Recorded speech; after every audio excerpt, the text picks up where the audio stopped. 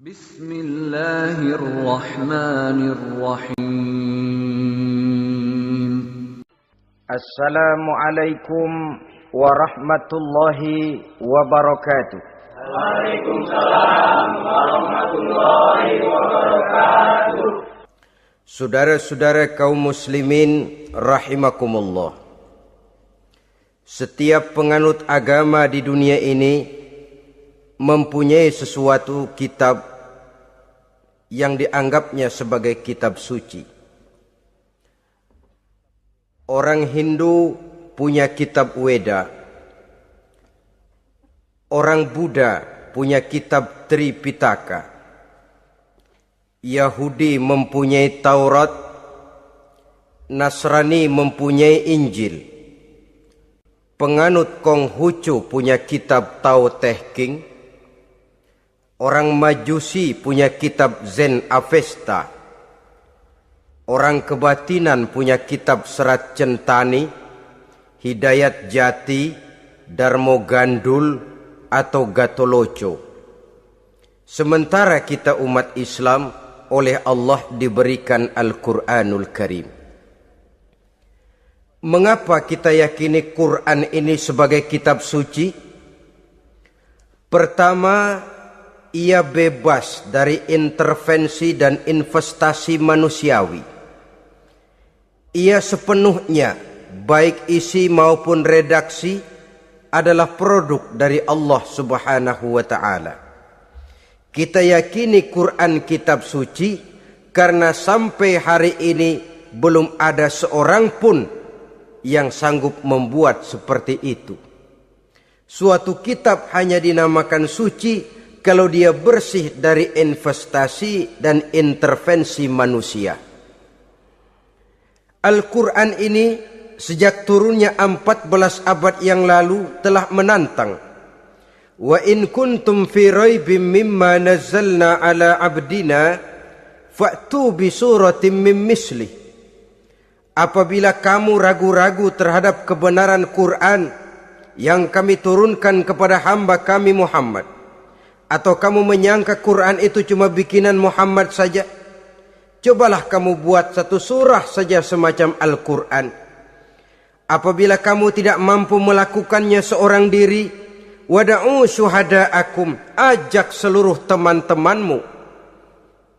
Sejak tantangan ini turun 14 abad yang lalu, sampai hari ini tidak seorang pun yang sanggup membuat satu surah saja semacam Al-Quranul Karim. Barangkali belum pernah ada yang coba-coba. Sudah. Di antaranya apa yang dilakukan oleh Musailamah Al-Kazzab. Dia mencoba membuat satu surah semacam Al-Quran yang kalimatnya sudah berbentuk bait-bait syair, tapi isinya jauh panggang daripada api. Yang kedua, kita yakini Quran sebagai kitab suci karena isi dan ajarannya sesuai dengan fitrah manusia. Suatu kitab dinamakan suci kalau ajarannya sejalan dengan fitrah manusia. Misalnya, manusia secara fitrah, kalau dia laki-laki normal nafsu kepada perempuan, itu fitrah. Perempuan suka kepada laki-laki, itu fitrah. Kalau ada kitab suci tapi melarang manusia untuk kawin, kesuciannya perlu diselidiki. Quran kitab suci sejalan dengan fitrah manusia, maka ia menganjurkan manusia yang mampu untuk melangsungkan perkawinan. Contoh lain, secara fitrah manusia perlu makan. Kalau ada kitab suci yang melarang manusia puasa saja siang malam terus menerus, itu kan sama juga nyuruh orang mati.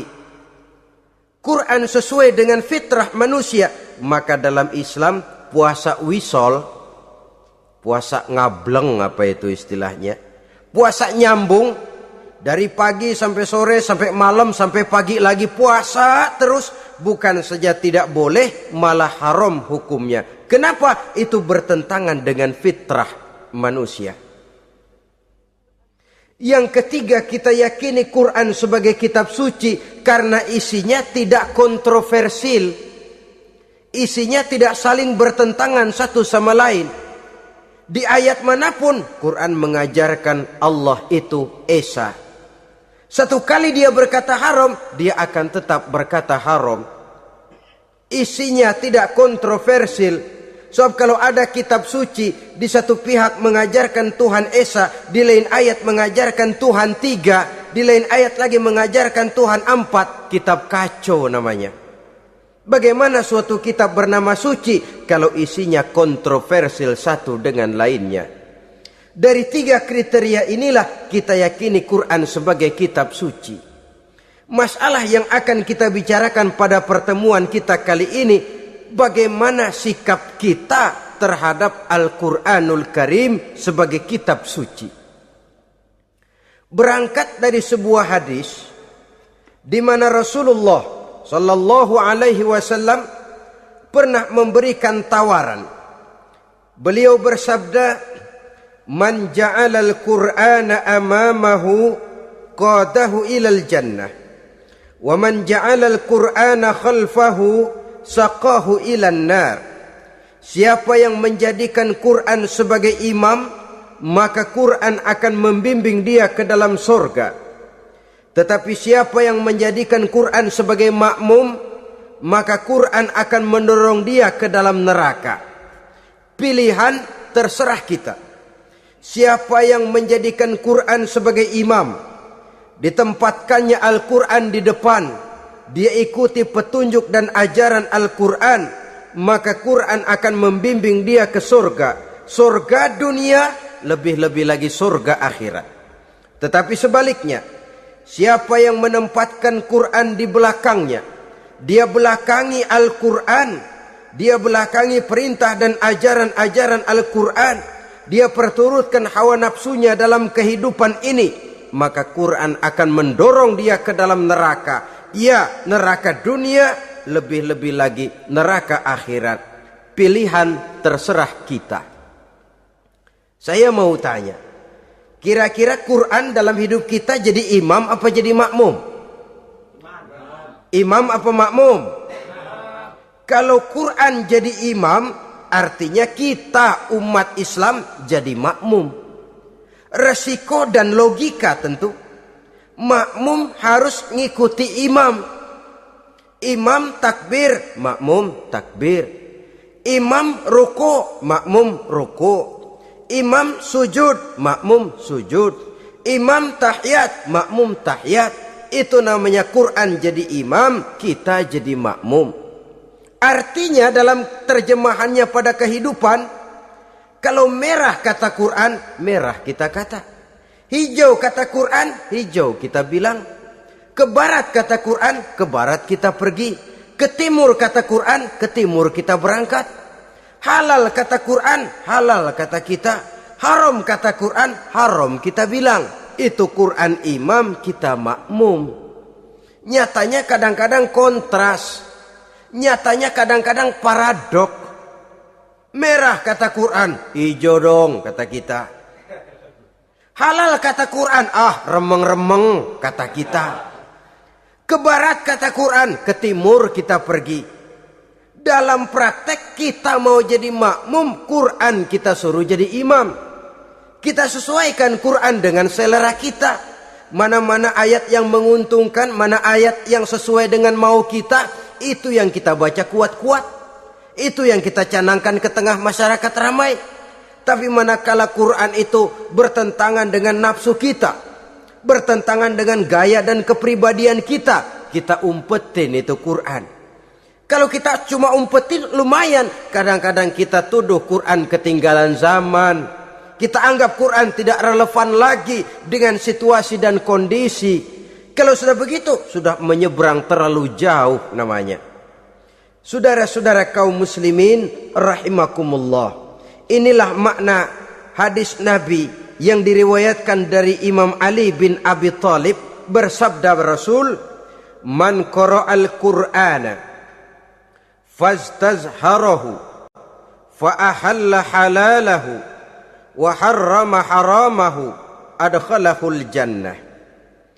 Barang siapa yang membaca Al-Quran lalu memperhatikannya, kemudian menghalalkan yang halal dan mengharamkan yang haram, maka Allah akan memasukkan orang itu ke dalam surga, ya surga dunia, ya surga akhirat.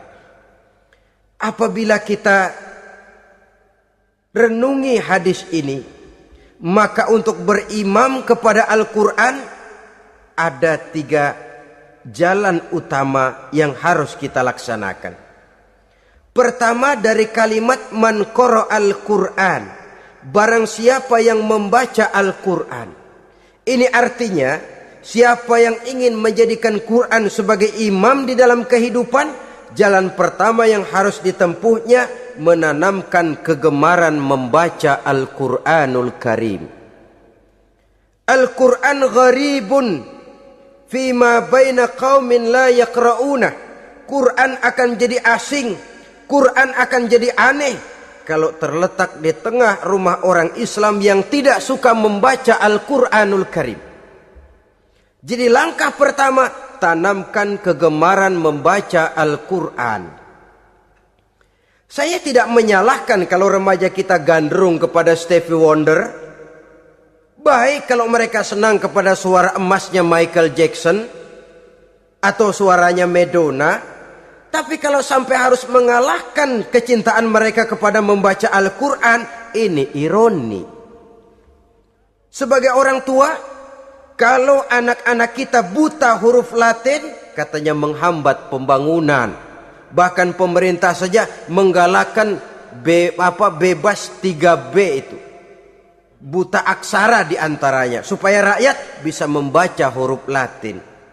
Kalau anak-anak kita buta huruf Latin, katanya menghambat pembangunan. Bagaimana kalau anak-anak kita buta huruf Quran? Jelas saja menghambat proses kesadaran dan kebangkitan dari dunia Islam itu sendiri. Satu contoh ringan. Dulu sebelum pembangunan merata, listrik belum lagi masuk desa, kampung gelap, rumah pakai lampu minyak. Kalau kita masuk kampung, terasa banyak orang Islam. Kenapa? Di rumah sebelah sana kita dengar anak muda sedang latihan baca rawi, sebelah sini ibu-ibu sedang selawatan, di rumah sana remaja sedang baca Quran. Pembangunan maju, listrik masuk desa, alhamdulillah. Tapi apa yang kemudian terjadi? Proses pergeseran nilai. Setelah listrik masuk desa, radio main kenceng-kencengan, televisi main gede-gedean, baca Quran sudah barang aneh, langka. Tengoklah sekarang kalau kita masuk kampung, ada yang remaja sedang baca Quran, rasanya kok aneh, nggak umum. Sesuatu yang baik malah menjadi nilai-nilai keanehan. Saudara-saudara kaum muslimin rahimakumullah, tanamkan kegemaran membaca. Dalam satu hadis Nabi pesan, nawiru buyutakum bitilawatil Quran, sinari rumah tanggamu dengan bacaan Quran. Sebab listrik ini cuma bisa menerangi gelap, tapi tidak akan sanggup menerangi hati manusia. Quran produk Allah, dibaca dalam segala keadaan, tepat dan pantas. Lihat saja, orang sedih baca Quran, terhibur. Orang gembira baca Quran, tidak lupa diri. Di rumah mewah ada yang baca Quran, bagus. Di gubuk reot di pinggir kali ada yang baca Quran, cocok. Orang kawin dibacakan Quran, bagus. Orang mati dibacakan Quran, tidak jelek. Dalam segala keadaan, in all season, bahasa kerennya, dia pantas dibaca. Saudara-saudara, bahkan orang sakit gigi pun kalau dengar baca Quran tidak marah. Coba lihat. Dia senang benar lagu Michael Jackson, tapi giliran sakit gigi, coba setelin lagu Michael Jackson kalau nggak mencah-mencah. Kamu gila apa nggak tahu saya lagi sakit gigi, tapi coba bacakan Quran. Dia pasti tidak marah. Begitu besar daya pengaruhnya. Bahkan Abu Jahal sama Abu Lahab pernah rapat. Kata Abu Jahal sama Abu Lahab, Mas Lahab, gini loh mas. Kenapa? Ini saya pikir-pikir salah satu yang menyebabkan kenapa saudara kita banyak ikut ajaran Muhammad. Mereka kalau sudah dengar bacaan Quran terpesona. Jadi kita blokir saja. Caranya gimana? Kasih pengumuman kepada Quraisy, jangan sekali-kali mau dengerin Muhammad baca Quran. Kamu juga jangan. Dan kamu, saya pun begitu. Mari kita janji, tidak mau dengar bacaan Quran. Salaman, pulang ke rumah masing-masing. Dapat 1 hari tahan, 2 hari bertahan, 3 hari, seminggu ke atas, Abu Jahal mulai ada semacam rindu, kangen, pengen dengar ayat Quran. Karena secara pribadi dia mengakui keindahan gaya bahasanya jauh lebih tinggi dari kemampuan penyair Quraisy. Isi ajarannya sangat dalam dan menyentuh segi-segi kehidupan manusia. Gak tahan Abu Jahal, kayak dikilikin hatinya. Keluar rumah mindik-mindik, ngumpet-ngumpet, ngempet di rumah Nabi, pengen dengar Nabi baca Quran. Rupanya Abu Lahab sama. Pikir Abu Lahab gak bakalan keluar. Abu Lahab berpikir, Jahal pasti di rumah. Dua-duanya bareng berangkat ke rumah Nabi. Cuma yang satu dari sebelah barat, yang satu dari sebelah timur. Ngempet, ketemu di sudut, sama-sama kaget. Jahal, loh kamu Lahab? Iya, kamu ngapain? Lah kamu ngapain? Akhirnya sama-sama malu, sama-sama tidak bisa menahan diri. Akhirnya sama-sama ngakuin. Bagaimanapun kita harus akui bahwa Al-Quran ini mengandung daya pesona yang sangat luar biasa. Itu dari segi bacaan. Belum lagi dari segi ajaran, belum lagi dari segi isi. Tanamkan kegemaran membaca Al-Quran. Sampai-sampai Nabi katakan, Innallazi laisa fi jawfihi syai'um minal Quran kal baitil kharib. Orang yang dari tenggorokannya belum pernah keluar ayat Quran barang sepotong pun, belum pernah ngaji barang seayat pun, itu orang, kata Nabi, kal baitil kharib, kayak rumah kosong. Rumah kan kalau kosong biar bagus, mewah, besar, perabotannya lengkap. Kalau kosong angker, setan kuntilanak memedi, betah benar di situ. Saudara-saudara kaum muslimin rahimakumullah. Dalam satu percontohan Nabi mengatakan begini, Masalul mu'minil lazi yakra'ul Qur'an kamasalil utrujah rihuha tayyibun wa ta'muha tayyibun. Orang mukmin yang suka membaca Quran adalah ibarat buah utrujah. Baunya wangi, rasanya lezat. Kira-kira kalau di negeri kita buah apa utrujah itu? Semacam jeruk yang manis lah. Sudah baunya wangi, rasanya enak. Itu buah itu. Orang mukmin yang suka baca Quran kayak buah itu. Baunya wangi, rasanya enak. Artinya syiarnya hidup, isinya memang orang mukmin. Sebaliknya, wa masalul mu'minil lazi la yaqra'ul Qur'an kamasalit tamrah la rihalaha wa ta'muha hulwun. Orang mukmin yang tidak suka baca Quran kayak korma. Rasanya emang manis, cuman kagak ada baunya. Artinya apa? Syiarnya kurang. Kalau orang belum tapi kenal kan kagak mau makan kurma. Kenapa? Nggak ada baunya. Daya tariknya kurang, walaupun rasanya enak. Kalau daya tariknya nggak ada, kan nggak ada iklannya, tidak ada syiarnya. Itu orang mukmin yang tidak suka membaca Quran. Ibarat buah, nggak ada baunya, walaupun rasanya enak. Orang kurang tergerak, kurang syiar, kurang daya tarik. Sebaliknya, wa masalul munafiq allazi yaqra'ul Qur'an kama salir raihanah rihuha tayyibun wa ta'muha murrun. Orang munafik yang suka baca Quran seperti buah raihanah. Apa itu? Baunya wangi, rasanya pahit. Orang munafik baca Quran kayak buah itu. Baunya sih enak, cuman rasanya pahit. Ya munafik baca Quran. Syiarnya sih lumayan, daya tariknya hebat, isinya munafik. Nah, paling jelek orang munafik yang enggak suka baca Quran. Wa masalul munafiqil ladzi la yaqra'ul Qur'an kamasalil hanzalah laisa laha rihun wa ta'muha murrun. Orang munafik yang tidak suka baca Quran seperti buah hanzalah, sudah enggak ada baunya, rasanya pahit lagi. Kalau buah pacek kali. Udah baunya kagak ada, kalau dimakan bikin orang celeng. Saudara-saudara kaum muslimin rahimakumullah, tanamkan kegemaran membaca Al-Quran, karena membaca Al-Quran merupakan ibadah yang besar. Bahkan kata Nabi, afdalu ibadati abdi qiraatul Quran. Nilai ibadah yang paling baik dari hambaku adalah ibadah membaca Al-Quran. Dalam solat pahalanya lebih besar di luar solat daripada di luar solat. Dengan wudu pahalanya lebih besar daripada tanpa wudu. Mengerti pahalanya lebih besar daripada tidak mengerti. Tapi tidak mengerti pun jangankan membaca, mendengar saja orang baca Quran dengan baik sudah didoakan untuk mendapat rahmat. Berpahala mendengar bacaan Al-Quran walaupun tidak mengerti. Apalagi membaca sendiri, apalagi mengerti apa yang kita baca, tentu pahala itu akan jauh lebih besar. Ini yang pertama, tanamkan kegemaran membaca Al-Quranul Karim. Yang kedua, dalam hadis tadi, fastazharahu, man qara'al Qur'ana fastazharahu. Siapa yang membaca Al-Quran kemudian memperhatikannya.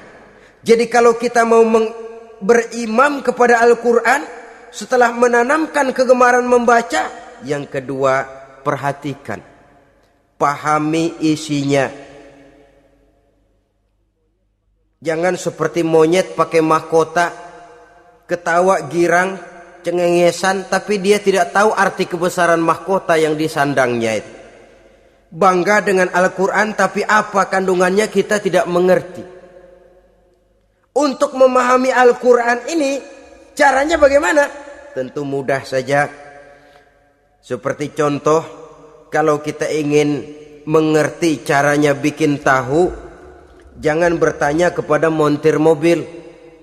Montir mobil ahli betul urusan mesin, tapi kalau urusan tahu, tanya dong tukang tahu. Untuk mengerti rahasia dan seluk-beluk Al-Quran, kita harus bertanya kepada orang yang memahami seluk-beluk Al-Quran.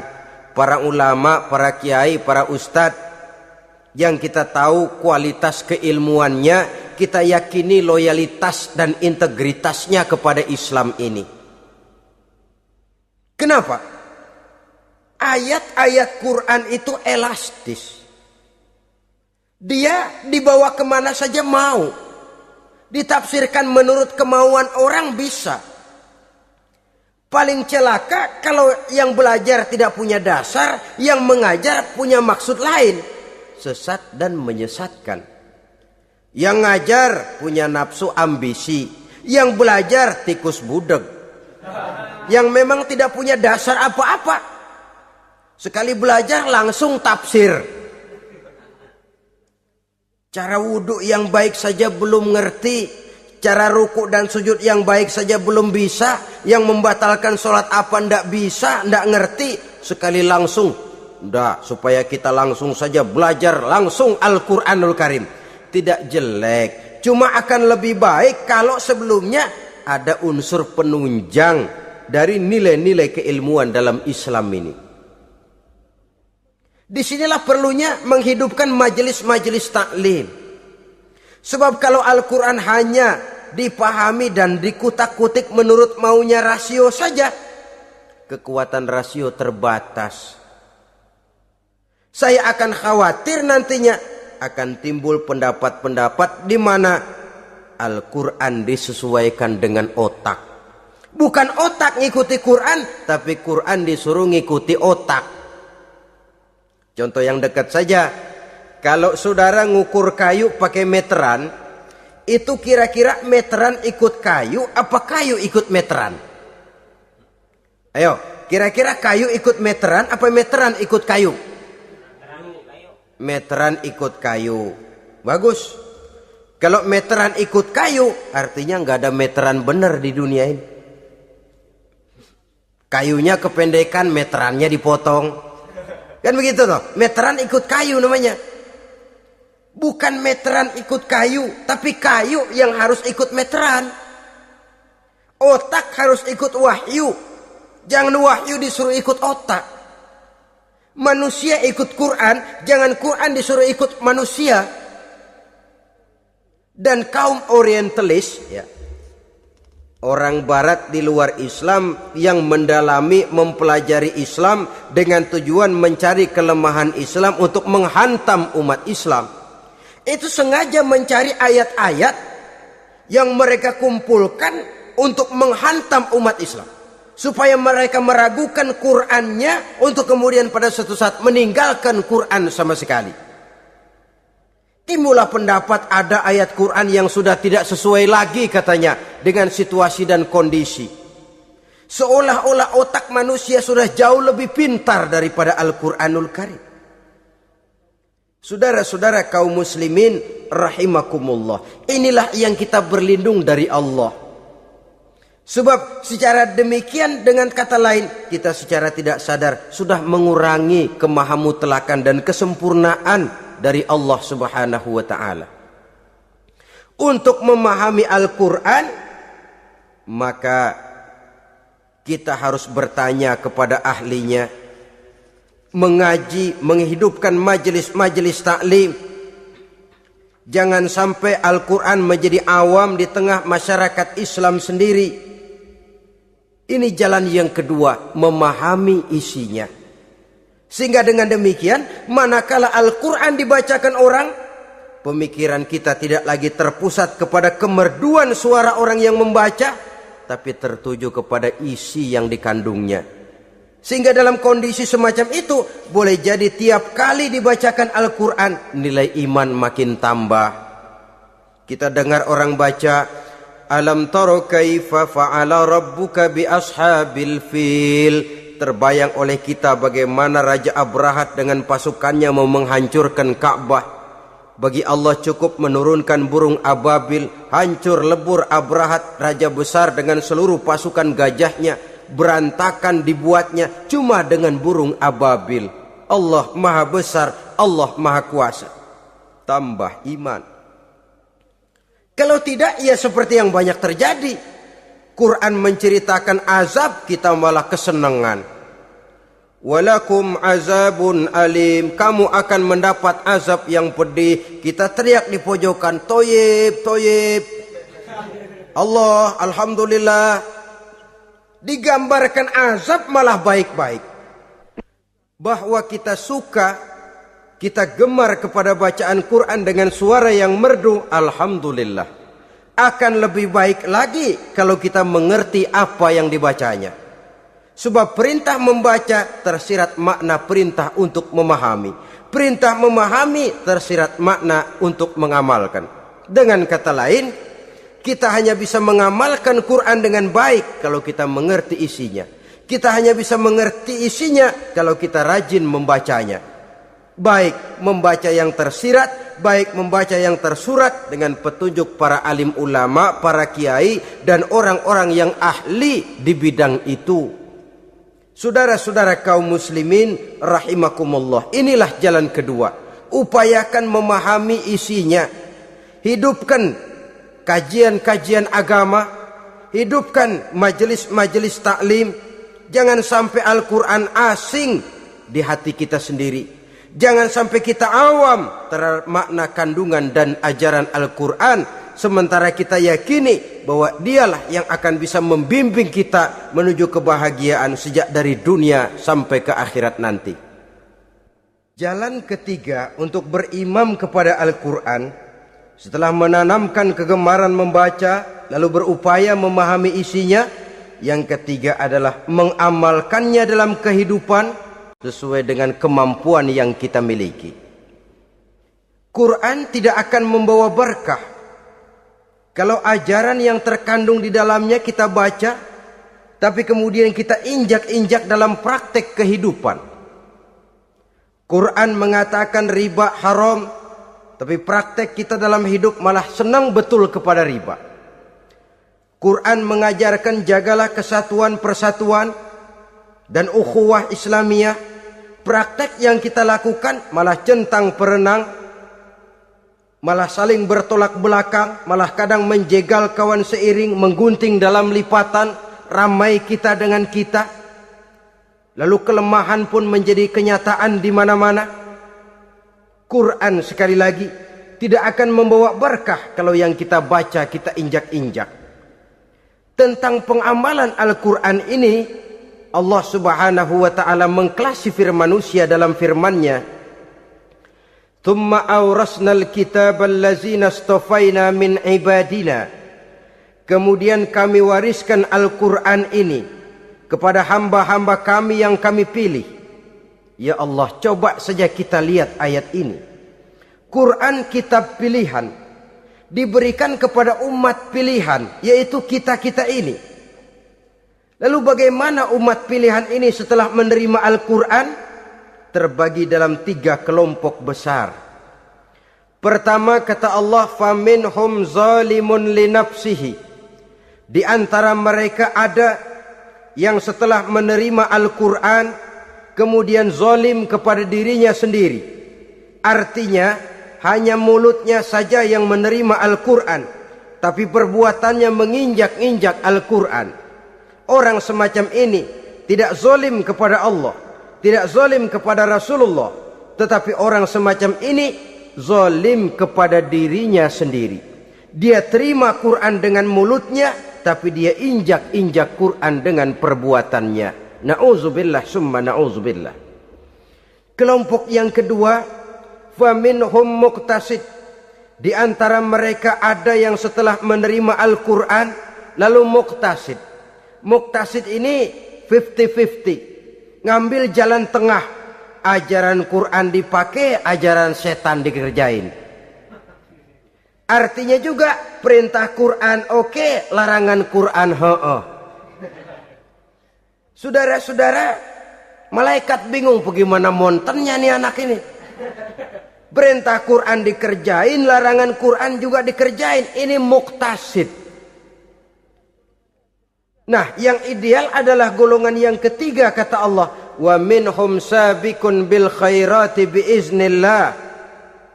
Di antara mereka ada lagi yang setelah menerima Al-Quran lalu berlomba-lomba melaksanakannya, berlomba-lomba mengamalkan kebaikan. Dan itu hanya bisa terjadi biiznillah, dengan izin dari Allah. Hidayah, saudara-saudara. Berapa banyak orang yang mengerti Quran tapi hidupnya jauh dari cahaya Quran. Berapa banyak orang yang ahli Quran tapi cahaya Quran tidak menerangi kehidupannya. Berapa banyak orang yang ahli hukum tapi bikin bingung masyarakat dengan fatwanya.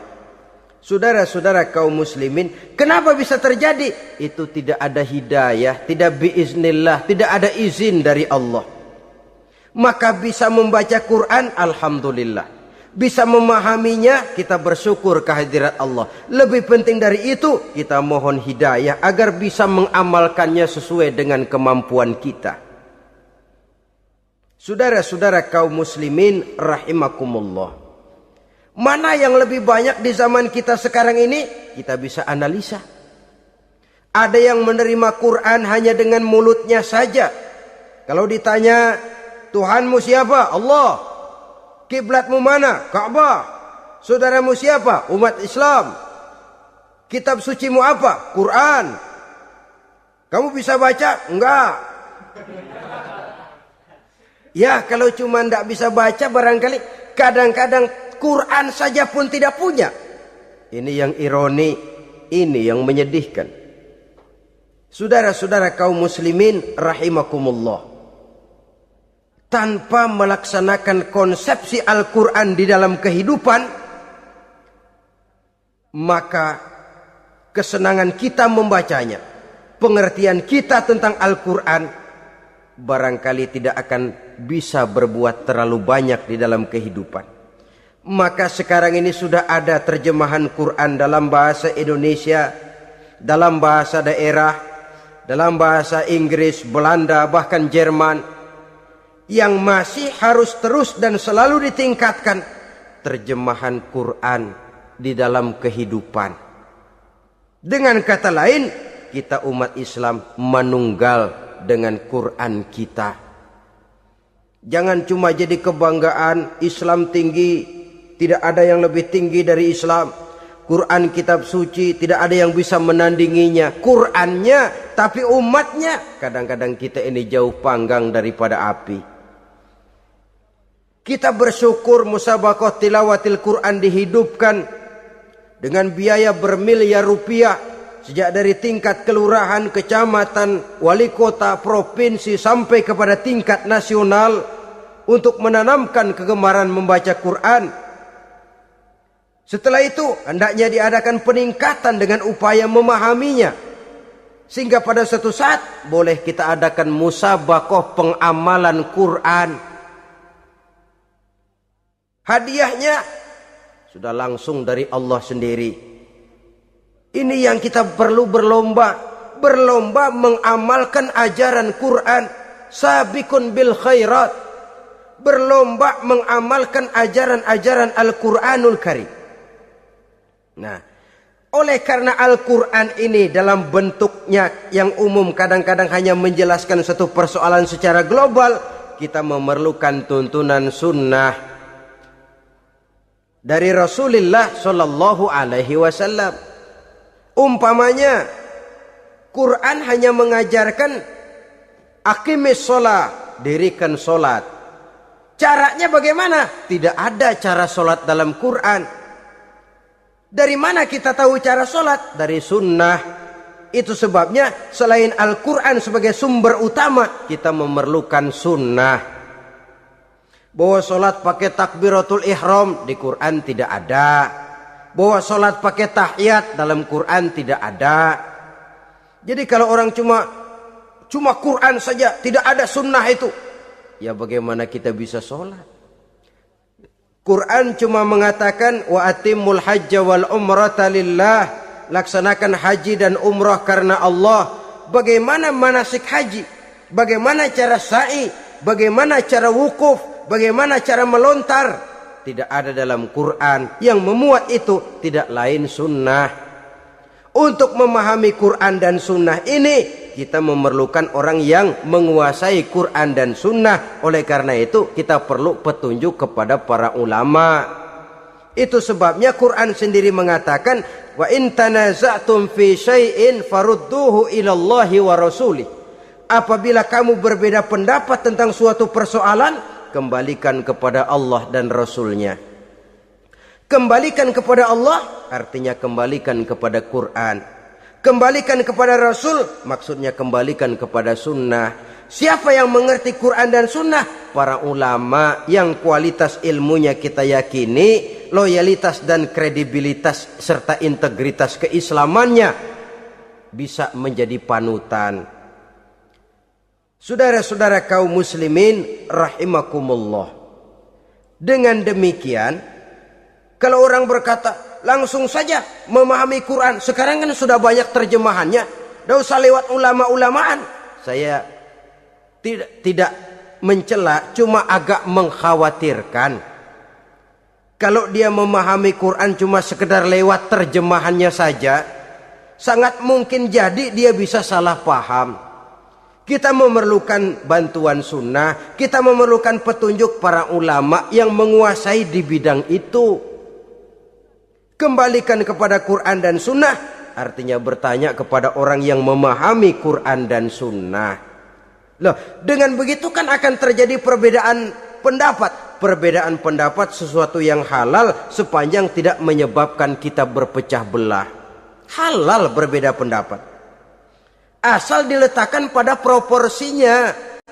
Apalagi kalau perbedaan pendapat itu cuma masalah teknis, bukan masalah prinsip.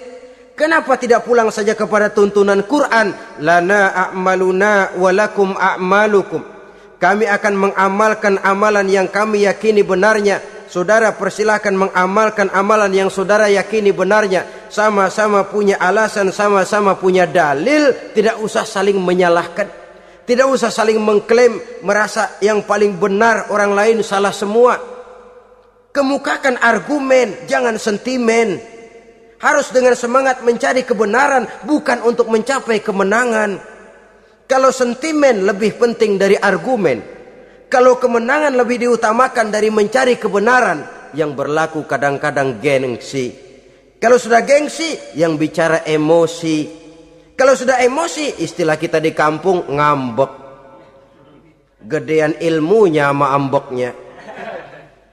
Kadang-kadang, dah saya kalau nggak jadi imam nggak mau sembahyang di situ. Kalau nggak jadi imam, orang lain dianggapnya kagak sah sembahyangnya.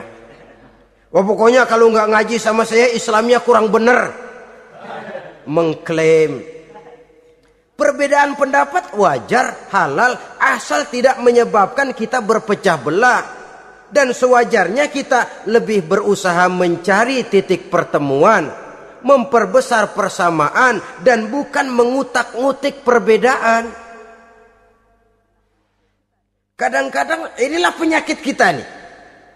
Satu kunut, satu tidak sembahyang subuhnya, bisa RT. Satu usoli, satu tidak, bisa RW. Satu azan sekali Jumatan, satu dua kali bikin masjid lagi.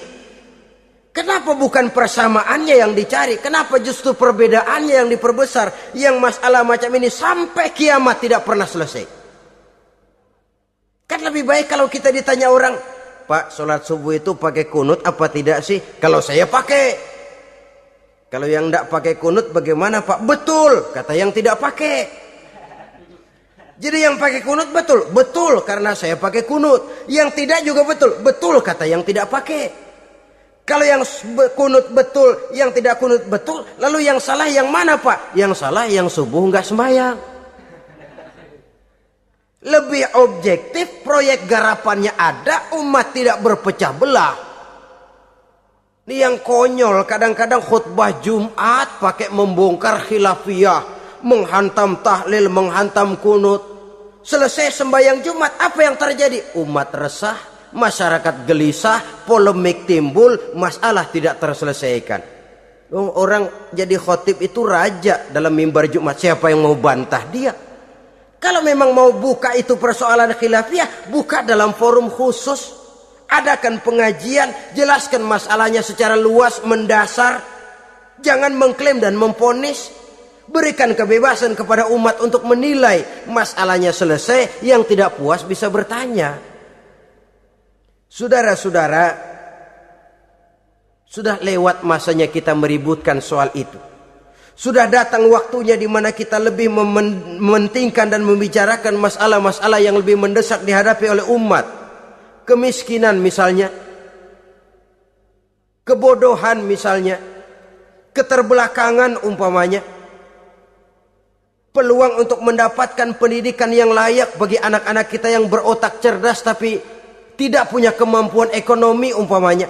Itu akan lebih objektif ketimbang kita membicarakan masalah-masalah yang sampai kiamat tidak akan pernah selesai, yang hanya akan menyebabkan kita menjadi lemah, persatuan koyak, solidaritas sosial lalu menurun, saling curiga menjadi tumbuh karenanya, dan pada akhirnya kita tidak akan pernah bisa berbuat banyak.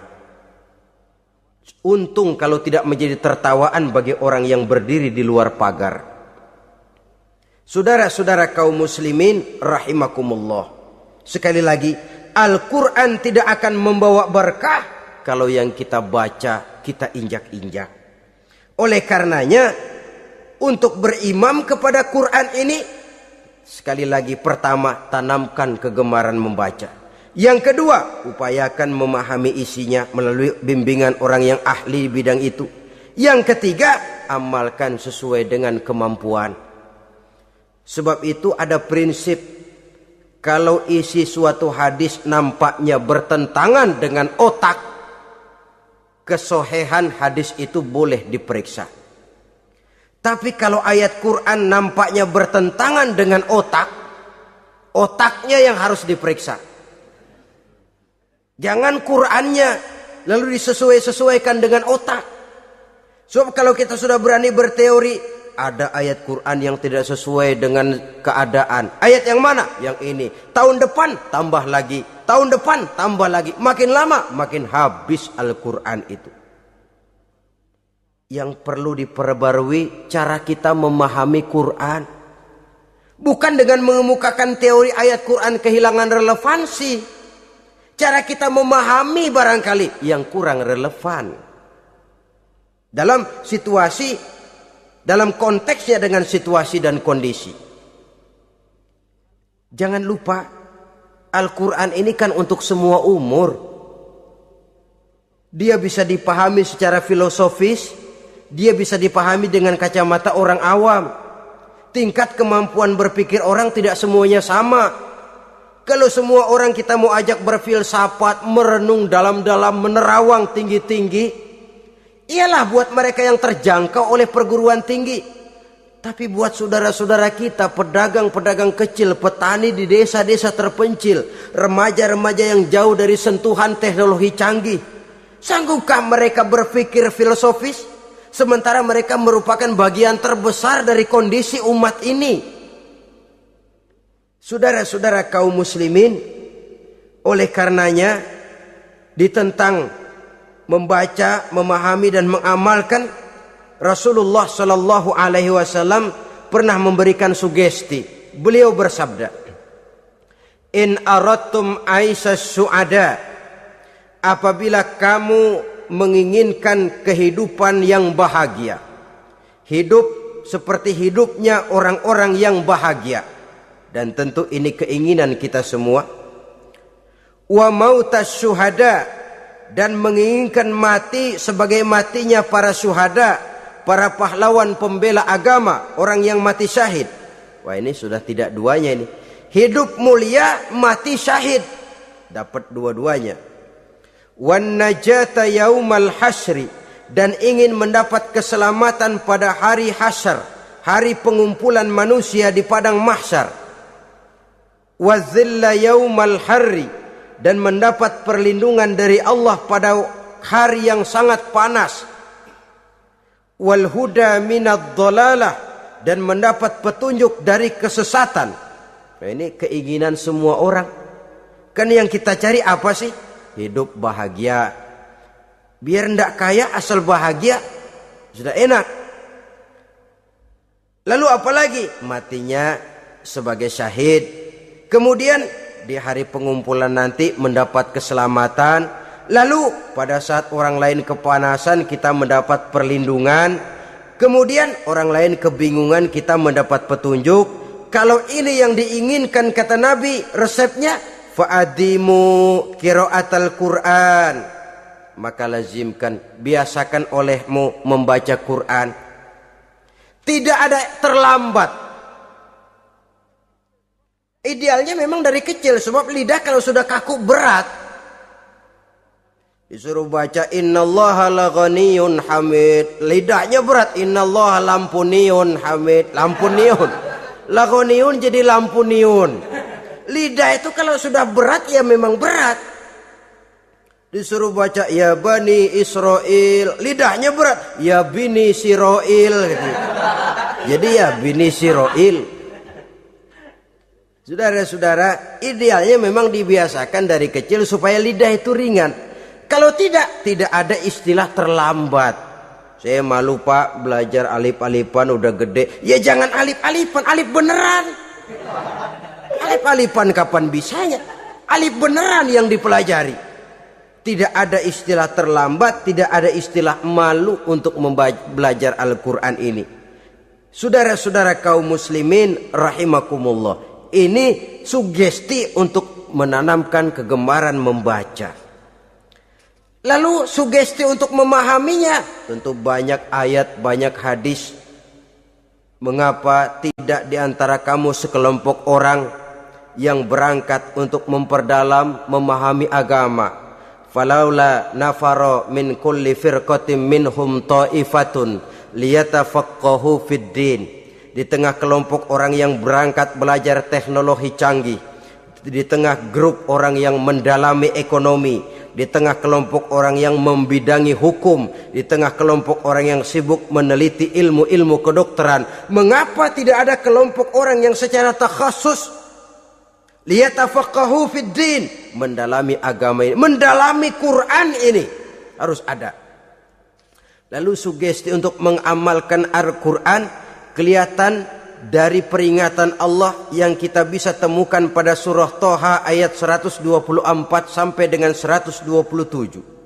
Wa man a'rada an zikri, barang siapa yang berpaling dari peringatanku, kata Allah, barang siapa yang berpaling dari Al-Quran ini, dia terima Al-Quran, dia imani Quran, tapi dia berpaling dari ajarannya, dia injak-injak apa yang seharusnya dia amalkan, dia perturutkan hawa nafsunya, maka kata Allah, fa inna lahu ma'isyatan dhanka, dia akan diberikan satu penghidupan yang sempit.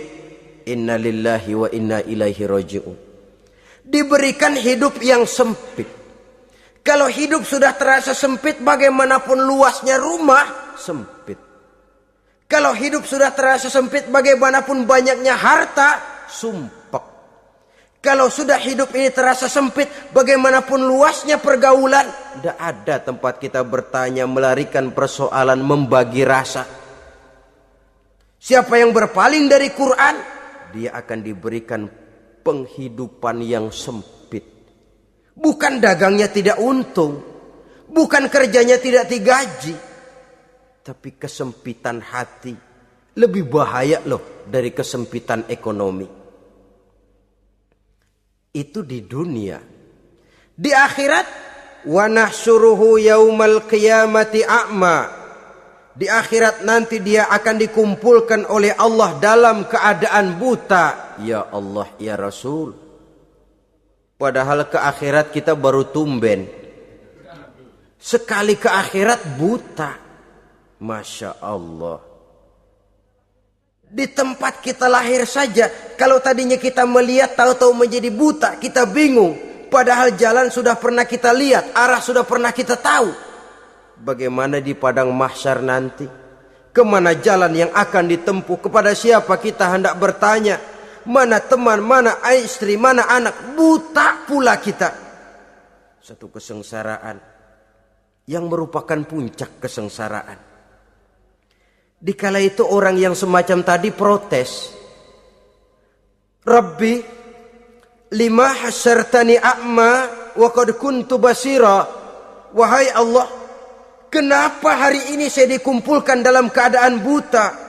Padahal ketika di dunia dulu saya melihat, saya menyaksikan gunung yang menjulang tinggi ke angkasa. Saya melihat lautan yang luas terhampar biru membentang. Saya saksikan tanah, sawah luas menguning. Saya saksikan keindahan alam. Di dunia saya melihat Allah. Kenapa sekarang saya dikumpulkan dalam keadaan begini? Protes dia, tidak terima dia. Allah jawab, kadzalika atatka ayatuna fanasitaha. Kata Allah, begitulah memang.